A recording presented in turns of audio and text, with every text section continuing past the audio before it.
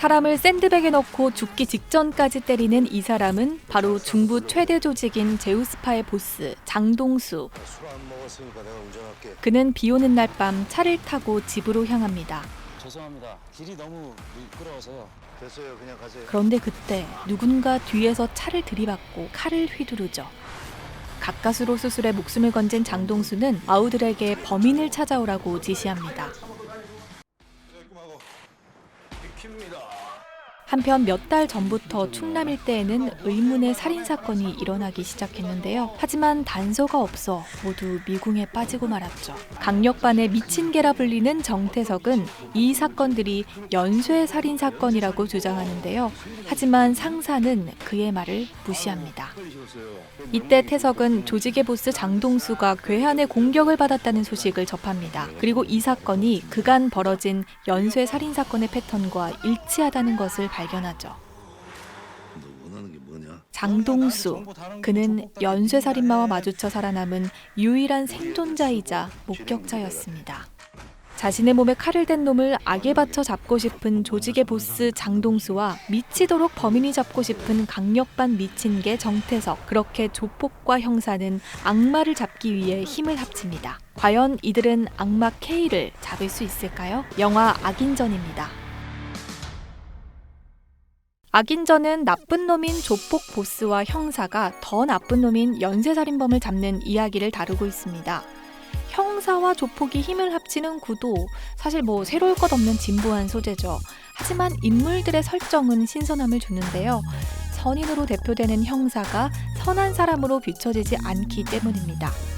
형사와 조폭은 연쇄살인범보다는 덜 악할지라도 악한 모습을 갖고 있는 사람들로 영화에 표현됩니다. 인자, 얘기할까?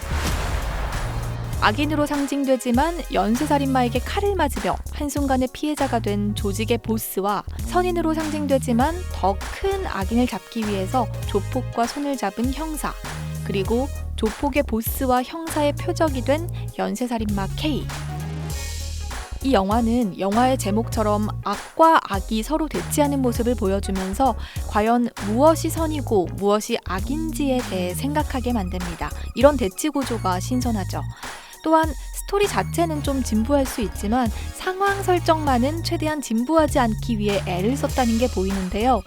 묻지마 살인을 즐기는 이 사이코 살인범, 여성이나 약자만을 공격하지는 않습니다. 현실에서 일어날 법한 이런 답답한 설정은 피하는 거죠. 오히려 대부분의 피해자는 남성이고요. 심지어는 조폭의 보스인 마동석도 겁없이 막 공격을 하죠. 이 영화는 배우들의 연기가 굉장히 인상적인 작품입니다. 최근 마동석은 마블리, 마동석 시네마틱 유니버스 등의 별명을 얻을 정도로 세지만 나름 귀여운 구석이 있는 그런 캐릭터를 많이 연기했죠. 저는 사실 마동석이 이런 귀여운 마블리로 굉장히 많이 등장을 했기 때문에 이미지를 너무 소모하는 건 아닐까 생각을 했었어요. 최근에 비슷한 영화들이 많이 개봉을 했었죠.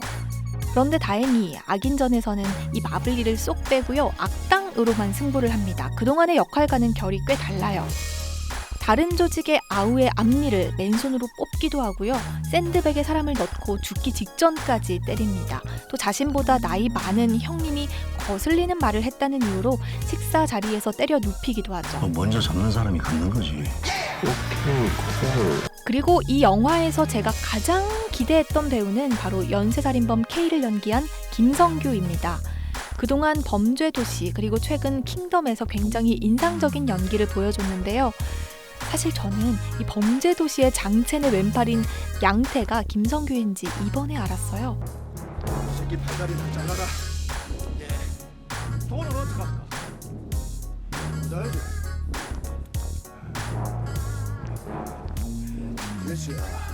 이 악인전을 위해서 살을 한 5, 6kg 정도 뺐다고 해요. 56kg까지 감량을 했다고 하니까 조선족 범죄자에서 연쇄살인마로 돌아온 건데 이미지 변신을 얼마나 완벽하게 했는지 아예 다른 사람처럼 보여요.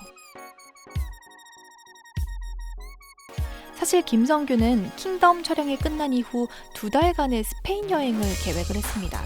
그런데 출국 하루 전에 악인전의 오디션 제의를 받았습니다. 결국 2달 여행이 3주로 단축이 됐고요. 그마저도 여행 내내 연쇄살인과 관련된 다큐멘터리만 봤다고 해요. 그만큼 열정을 다했기 때문에 이런 연기, 이런 작품을 우리가 볼 수 있었던 것 같습니다. 하지만 이번 영화에서 아쉬운 부분도 있는데요. 김성규의 연기가 아쉽다는 게 아니라 연쇄살인마 K가 이 무차별 살인을 저지르는 사이코패스라는 것 외에는 살인의 이유가 명확히 설명이 되지 않습니다. K의 살인의 동기가 관객들에게 더 납득이 됐으면 김성규의 연기가 더 빛을 발하지 않았을까요? 사실 저는 영화관에 들어갈 때는 김성규의 연기를 굉장히 기대하면서 갔는데 나올 때는 김무열의 연기에 감탄을 했습니다. 김무열, 사실 이미지 자체는 굉장히 부드러우면서도 지적인 그런 매력을 갖고 있죠. 김무열은 강력반에 미친 게 정태석 캐릭터를 위해서 한 달 만에 15kg을 찌웠습니다. 영화에 마동석과의 완력 다툼이 많이 나오기 때문에 힘의 균형을 맞추기 위해서였죠. 평소 하루에 2-3끼를 먹던 그는 몸집을 키우기 위해서 6끼에서 많게는 8끼까지 먹으면서 몸무게를 늘려갔고요. 운동도 굉장히 열심히 했다고 합니다. 그동안 기억의 밤, 일랑 이런 영화에서 악인전과 비슷한 세고 강렬한 캐릭터로 많이 등장을 했죠. 그런데 악인전에서는요. 기억의 밤보다는 한 10배 정도 더 인상적인 연기를 합니다. 사실 웬만한 배우도 마동석 옆에 있으면 뭐 등치나 포스에 밀리기 마련인데 김무열은 아니었어요. 오히려 조폭의 보스인 마동석보다 범인을 잡기 위해서 혈안이 돼 있는 이 미친 개 김무열이 훨씬 더 무섭고 저는 더 커 보이더라고요. 내가 잡는 게 빠를 것 같은데. 진짜? 얘기할까? 특히 이 조폭을 소탕하기 위해서 이 오락실로 쳐들어간 이 장면은 완전 소름이 돋더라고요. 너 원하는 게 뭐냐? 너 그냥 나한테 정보 다 넘기고 조폭답게 네 일이나 해. 저는 개봉 전 시사회로 악인전을 관람했는데요. 영화를 보는 내내 어떻게 이런 뻔한 소재를 안 뻔하게 풀어냈을까 궁금하더라고요. 여기에는 신비한 TV 서프라이즈 PD 출신인 이원태 감독의 연출도 한몫을 했습니다. 사실 이원태 감독은 방송계에서는 이미 소문난 스토리텔러예요. 방송계를 떠난 뒤 10년 동안 영화 제작을 위해 매진했던 작품이 바로 전작인 대장 김창수입니다. 네요. 여기 대범이 재판등록 받고 갇혀 있어요. 이번 악인전은 실화에서 모티브를 얻었는데요. 그동안 살면서 이 감독이 들은 이야기에 상상력을 더해서 시나리오를 완성했습니다. 이 영화 악인전은 지금 개최되고 있는 칸 영화제의 미드나잇 스크리닝 부분에 공식 초청이 되면서 국내외에 뜨거운 관심을 받고 있습니다. 또 할리우드에서 리메이크될 예정인데요. 마동석이 그대로 주연을 맡게 됐습니다. 지난 2017년이죠. 강윤성 감독의 영화 범죄도시 이후 약 1년 반 만에 볼만한 재미있는 범죄 액션 영화가 나온 것 같은데요. 다만 범죄도시만큼 흥행할지는 잘 모르겠네요. 지켜봐야겠습니다. 지금까지 DK였습니다. 오케이, 콜.